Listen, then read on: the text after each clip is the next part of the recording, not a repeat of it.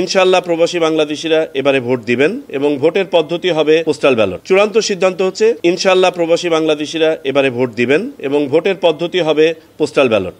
Postal ব্যালটে যে সীমাবদ্ধতা ছিল সেই সীমাবদ্ধতা কাটানোর জন্য এখন এই পোস্টাল ব্যালট পদ্ধতিটা হবে আইটি সাপোর্টেড পোস্টাল ব্যালট, তথা আগে যেটা একজন ভোটারকে রিটার্নিং অফিসারের কাছে ফিজিক্যালি আবেদন করতে হতো একটা পোস্টাল ব্যালটের জন্য, এটা একটা অনলাইন প্ল্যাটফর্মের মাধ্যমে এই আবেদনটা তারা করতে পারবেন নিজ নিজ অবস্থান থেকে। দ্বিতীয়ত হচ্ছে যে ব্যালটটা প্রেরণ করা হতো ভোটারের কাছে, এই ব্যালটটা প্রথমে রিটার্নিং অফিসারের কাছে যেত, তারপরে তিনি পাঠাতেন, ফলে সময় ক্ষেপণ হতো। আমরা নীতিগত সিদ্ধান্ত নিয়েছি যে এই ব্যালটটা ছাপানোর পরে এইখানেই সহকারী রিটার্নিং অফিসার বা কোনো একজনের উপস্থিতিতে বা বিশেষ অ্যারেঞ্জমেন্টে এখান থেকেই ওই সময়টা বাঁচিয়ে ব্যালট পেপার প্রিন্ট হওয়ার সাথে সাথে পাঠিয়ে দেওয়া। পাশাপাশি আরেকটা প্রস্তাব এসছে যেটা পৃথিবীর কোনো কোনো দেশে আছে, যেটাকে বলা হয় ব্ল্যাঙ্ক ব্যালট। ব্ল্যাঙ্ক ব্যালটের আলোচনাটা এই জন্য এসছে যে গ্লোবালি পোস্টাল ব্যালটের একটা ওয়েস্টেজ রেট আছে। গ্লোবাল ওয়েস্টেজ রেট হচ্ছে অ্যারাউন্ড 24%, 24% মতন এটা ওয়েস্টেজ রেট আছে। আমাদের মতো যাদের সুবিন্যস্ত এবং বিস্তৃত ডায়াসপোরা আছে তাদের জন্য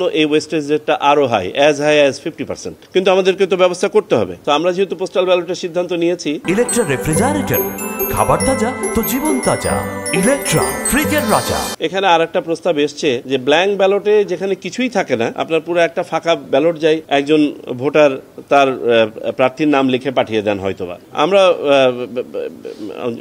আমাদের একজন কমিশনারের কাছ থেকে এই প্রস্তাব এসছে যে আমরা যদি সব কটা মার্কা শুধু ছাপিয়ে 2 মাস আগেই পাঠিয়ে দেই এবং চূড়ান্ত সে মার্কাতে শুধু যদি ভোটটা দিয়ে পাঠিয়ে দেয় তাহলে হয় কিনা। তো আমরা সিদ্ধান্ত নিয়েছি এটা আবার টেকনিক্যাল কমিটি এটাকে একটু রিভিউ করবে। যাই হোক, এটা হচ্ছে আপনার পদ্ধতির ব্যাপারে। তবে আমরা একটা ডিপিপি ইতোমধ্যে যেটা তৈরি প্রক্রিয়াধীন, এই ডিপিপির মাধ্যমে ইনশাআল্লাহ আমরা আগামীর এই প্রকল্পটা বাস্তবায়ন করব।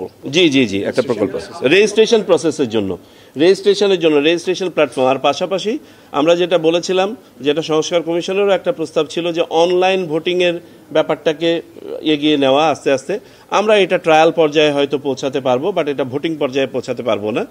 পৃথিবীর গ্লোবাল এক্সপিরিয়েন্স হচ্ছে এটা অনেক সময় লাগে এবং এটা আসলে কতটুকু যাওয়া যাবে অনলি ট্রায়াল ফেজে গেলে বোঝা যাবে।